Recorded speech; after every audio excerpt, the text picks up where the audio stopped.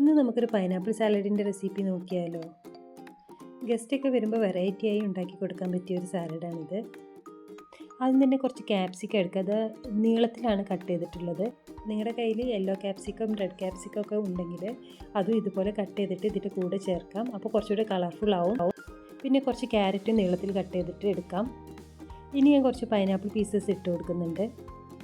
വേറെ വെജിറ്റബിൾസ് ഇതിൻ്റെ കൂടെ ആഡ് ചെയ്യണമെങ്കിൽ അങ്ങനെയും ചെയ്യാം.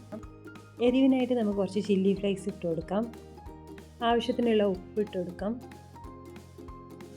1/2 ടീസ്പൂൺ വിനാഗിരി കൂടി ചേർത്ത് നന്നായി ഒന്ന് മിക്സ് ചെയ്തെടുക്കുക.